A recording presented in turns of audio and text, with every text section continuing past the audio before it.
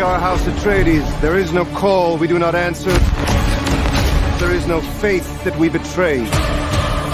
Smile, Gurney. I am smiling. The Emperor asks us to bring peace to Arrakis. House Atreides, accept! I know you. There's only a way thing in my mind. You need to face your fears.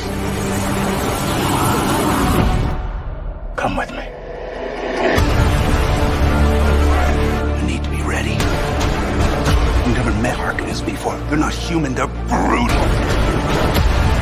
The Duke's son, he sees too much. This is my Dune. Kill them all.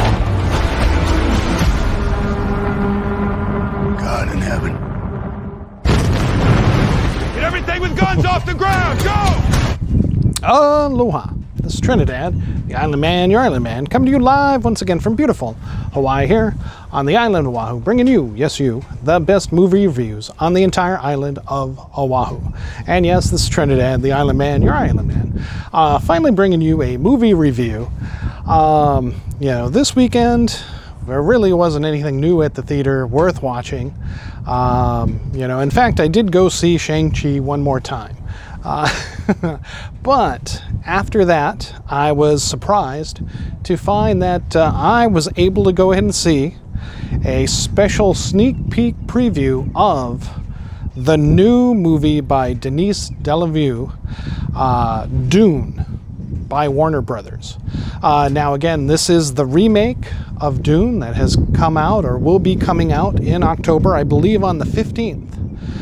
It opens up both day release at the theaters and HBO Max. And, well, without further ado, this new version of Dune, not seen in movie versions since the 80s. Remember our rating scale, shock a thumbs up, it's good to see, I recommend it. Shock a thumbs down, it's junk, I don't recommend it. And for Denis Villeneuve's new version of Dune, it is overall a shock a thumbs up. Now let me caveat that I am not a big fan of Denis Villeneuve's work.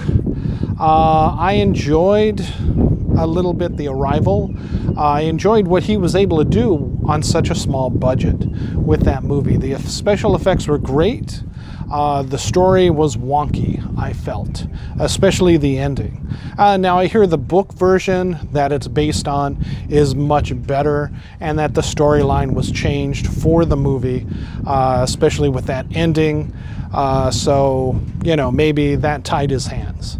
But follow that up with Blade Runner 2049, and which I gave that movie a shock a thumbs down.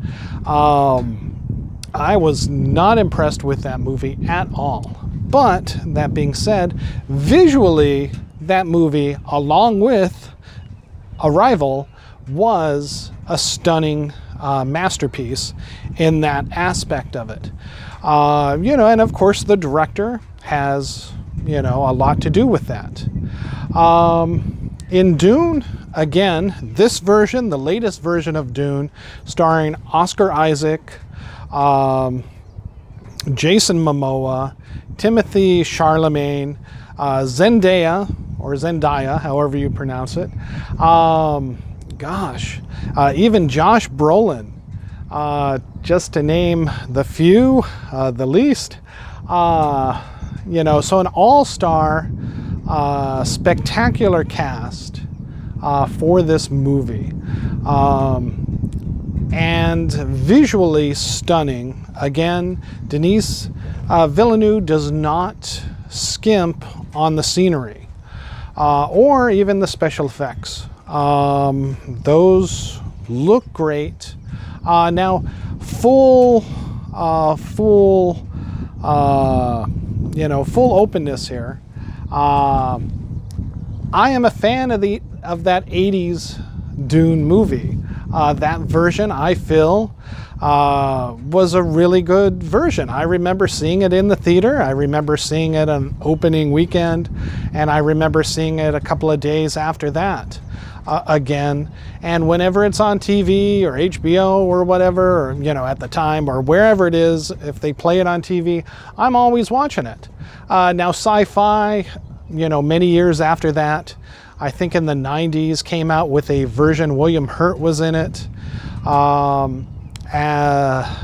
You know, and that was a limited series release on television, on Sci-Fi, the Sci-Fi channel. And I didn't like that at all. I felt it was too cheap. It seemed like a play, basically, a play about the story of Dune. Now, for those who don't know, and I don't know how you can't know, with all the iterations that it's had, the book and, you know, the movie, the TV versions. There's been a couple of TV versions, I believe. Even some comics, I believe. You know, this is based on Frank Herbert's series of novels, Dune the Messiah, all the way to Children of Dune. Basically, it is about a desert planet that is being ruled by the Emperor, you know, and different houses are different factions. Think Game of Thrones or old-timey England, fiefdoms, basically, all vying for favor from the Emperor.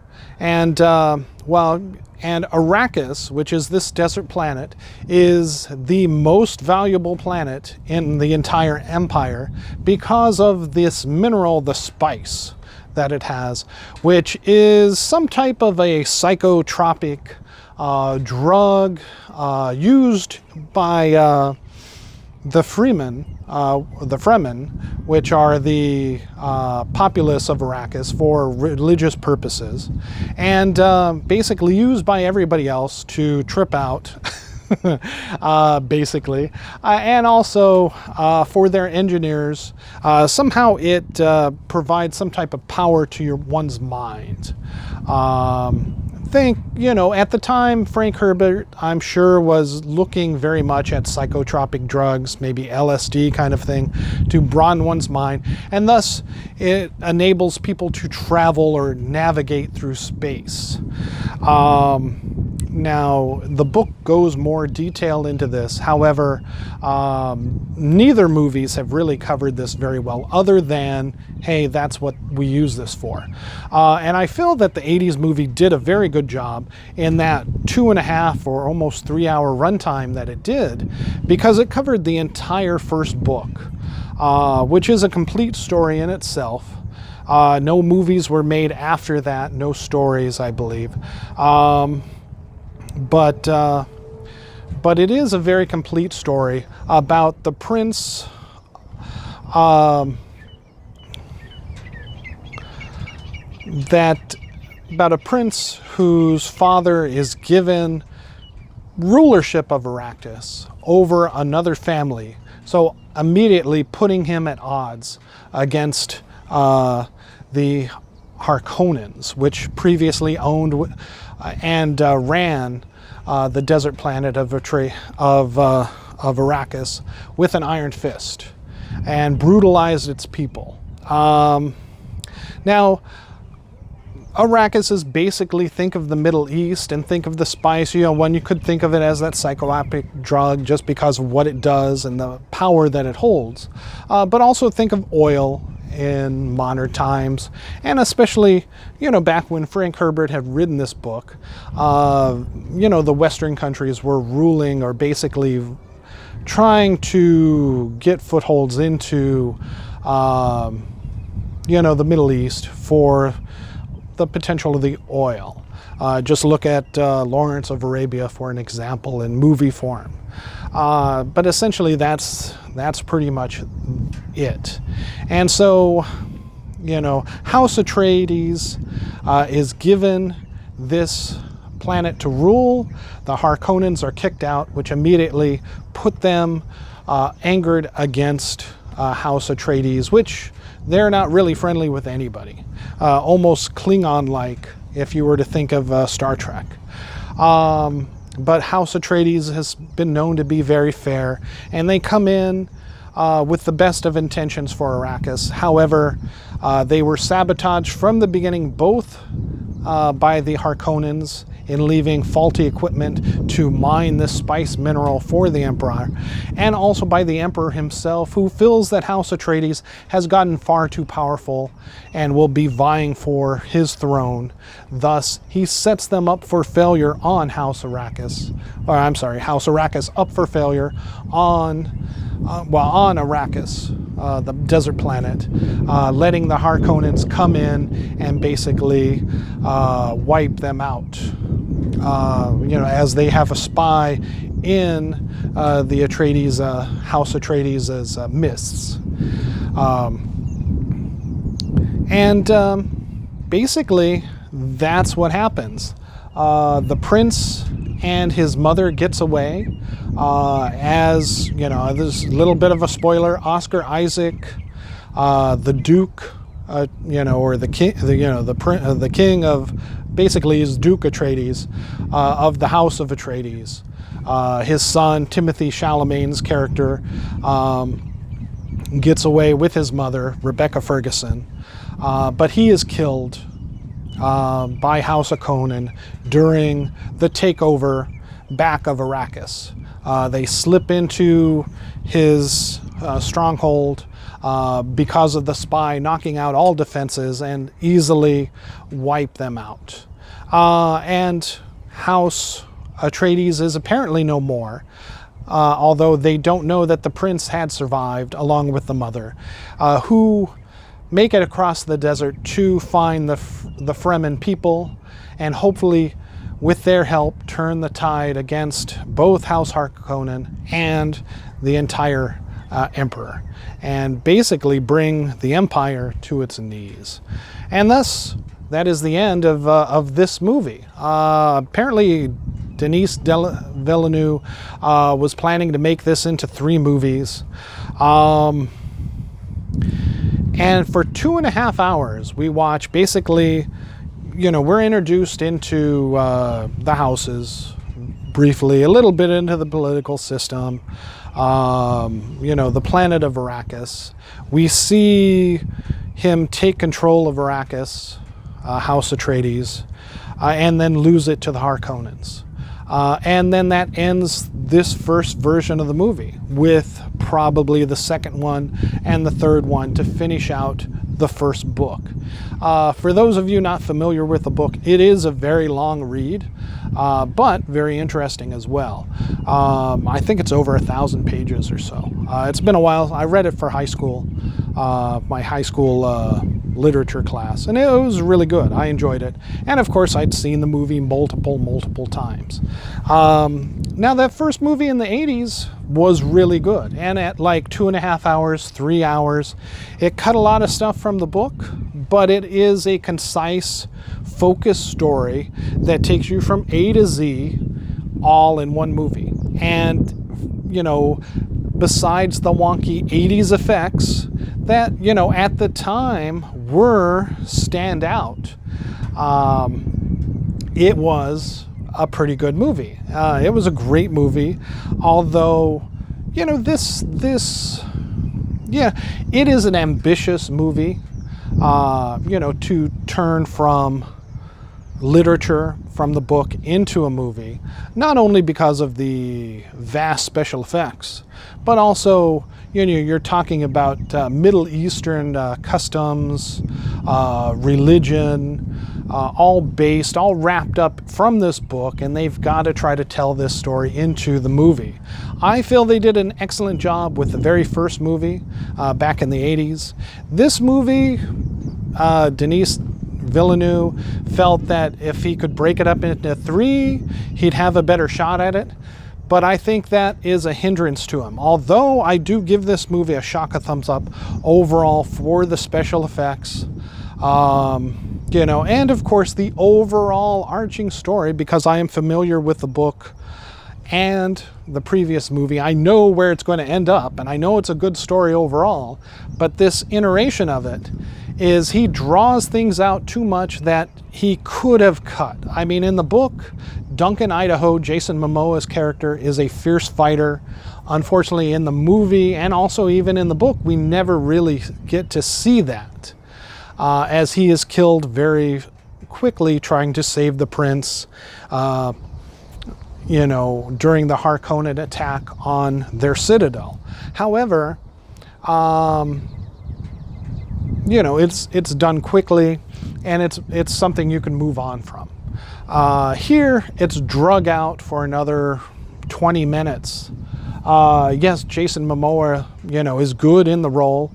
Does a great, you know, it's great that he got the screen time for it. And you see how badass Duncan is.